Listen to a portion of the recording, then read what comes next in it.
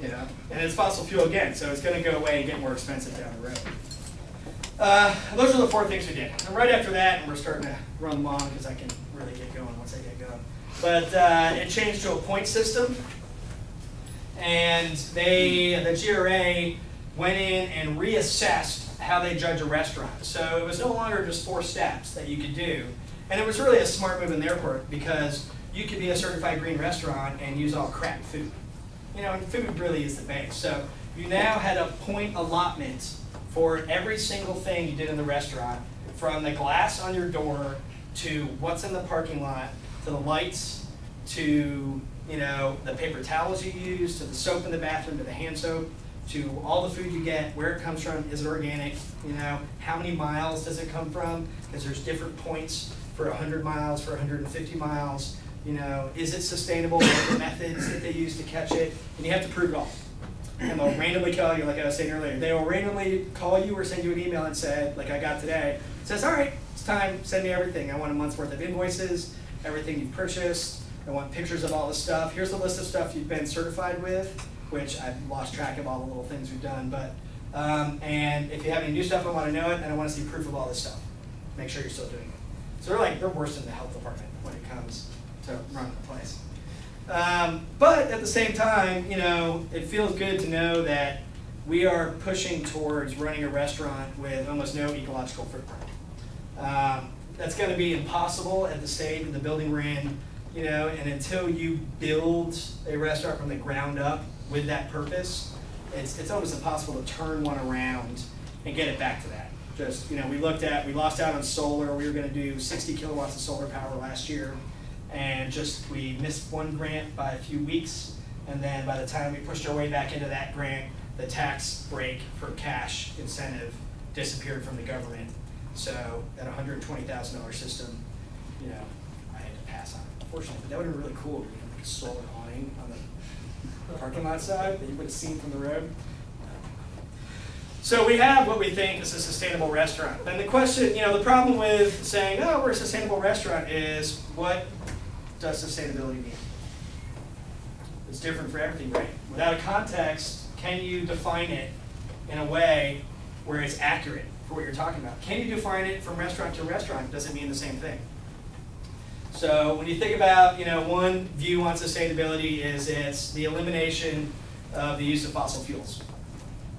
Is that a sustainable answer? If we eliminate using fossil fuels, are we good to go forever, right? Because sustainability really is the ability to sustain ourselves, the ability to, exist forever and continue to do it forever. So if we eliminate fossil fuels, is that just the plain answer? I lost everybody. So there's also another view, and I really like this view, is that sustainability is really a 3-pronged approach.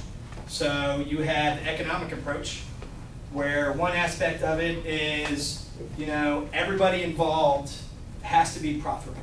And that comes all the way down to the guy sweeping the floor at the end of the night, to the person who owns the company, to the people they buy the product from. So everybody in the system has to be profitable to make it work from an economic standpoint. There's the social justice aspect, to where, particularly when we're talking about food, we need to make sure that everybody can not only afford it, but have access to it, or maybe reverse that, have access to it and then afford it. Because right now the reality is the organic industry is for the elite. It's for people who have enough money to spend all their, go to whole paycheck and line up their fridge. And the last one is it ecologically sound? Are we leaving the soil and the earth in a better place than we did when we started? And if any one of those 3 don't work, then sustainability fails. And right now, which one is in the lead? As far as, are we making effort in one? Are they all kind of rising together? That's the issues we face. And we didn't get it, I'm barely scratched the surface. We didn't talk about deforestation. We didn't talk about pollution. We didn't talk about so many other things that go into growing food and supplying what's going to be a population of 9 billion people. How do you really feed the world? How do we start growing enough food to where we can feed a growing population for an extended period of time with the limited resources we have? Because the resources aren't growing, and if anything, they're depleting. and the industrial system we're using right now, which might have started out with the right intentions. You know, the purpose of that to begin with was, you know, let's use this fertilizer, let's produce more food, let's produce more tonnage per acre, and we'll feed more people. And, you know, so the beginning of that was, you know, the thought process was right. I think the people who started that really had the right, you know, frame of mind. They had the right purpose behind them. But whether it be big corporation, you know, money, conspiracy theory, whatever it be, you know, whatever kind of took that away, you know, now, 60 years later, really, since the inception of fertilizers and pesticides, we're looking at a system that is breaking down, you know, and we're watching it break down. And we're watching the negative aspects within our culture with obesity, you know, health issues. 6 of the top 10 diseases that are killing us and cost us the most money in our healthcare are diet-related. Diet-related. So that means we could drop 60% healthcare costs by changing the way people eat. Or at least changing what they eat. You know, they could still eat burgers, but eat a grass-fed burger. You know, and you're going to have a better result from that within your body. Now, you know, if you eat 10 of them with bacon, pork belly, that's so I have a little theory, and my theory is, you know, foodies are great. The local food movement philosophy is vote with your dollar, vote with your fork, get out there, you know, and you decide, well, you know, how big is that local food movement and how many of them, you know, I think the local food movement is big. How many of those foodies can really get out there and do it all the time? You know, it's a very small percent of the population. But in our country last year, we spent $1.2 trillion on food. 50% of it was spent in restaurants. So half the dollars spent on food is eaten outside of the home, and someone like me controls how it's purchased. And if you look at the top 10 food companies in the world, Unilever, Kraft, Tyson, you know, Nestle, whatever you want to look at, 7 of them are American, and the average profit percentage, the average profit margin is about 8%. The high is maybe 13, the low is probably 6. But the average is about 8%.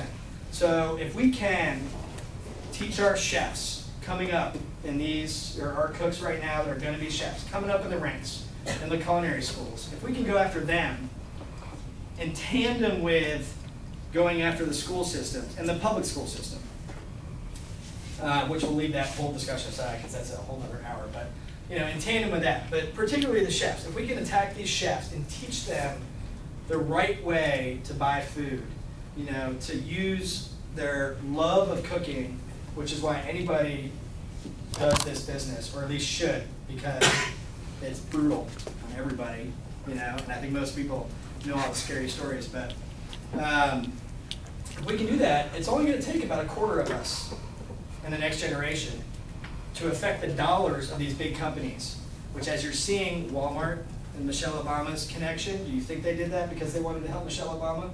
You know, they're seeing the dollar signs down the road. We need these big businesses and their funds to change the way the industry farms. And with those dollars, we have the ability to start transforming these farms that have once started out as small family farms and become these giant conglomerates.